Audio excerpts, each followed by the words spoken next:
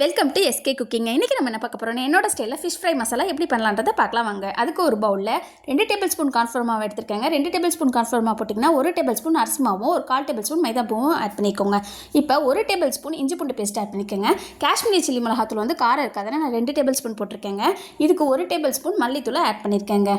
இப்போ 1/4 tablespoon ஜீரகத்தூளும் 1/4 tablespoon மஞ்சத்தூள் 1/4 டேபிள் ஸ்பூன் சோம்புத்தூளும் 1/4 டேபிள் ஸ்பூன் பெப்பரை ஆட் பண்ணியிருக்கேங்க. இந்த மசாலாவுக்கு தேவையான சால்ட்டும் இதில் ஆட் பண்ணி நல்லா கிளறி வச்சுக்கோங்க.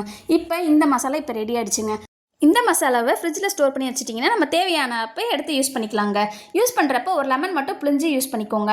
இப்போ நான் ஃபிஷ் பொரிக்க போகிறேங்க. அதனால் ஒரு லெமன் பிழிஞ்சி மசாலாவை தடவி மீனை ஒரு 5 மணி நேரம் ஊற வச்சுட்டேங்க. 5 மணி நேரம் ஊற வச்சு எண்ணெயில் போட்டு எடுத்து பார்த்தேங்க. எண்ணெயில் ஒரு சொட்டு கூட அந்த மாவு பிரிஞ்சு வரலங்க. இது என்னோட ஸ்டைலில் ஃபிஷ் ஃப்ரை ரெடி ஆச்சுங்க. இந்த வீடியோ பிடிச்சிங்கன்னா லைக் பண்ணுங்கள், ஷேர் பண்ணுங்கள், கமெண்ட் பண்ணுங்கள், சப்ஸ்கிரைப் பண்ணுங்கள், கூடவே பெல் பட்டனை கிளிக் பண்ணுங்கள். நீங்களும் இப்படி தான் செய்வீங்களான்றதை கமெண்ட் பண்ணுங்கள். பாய்.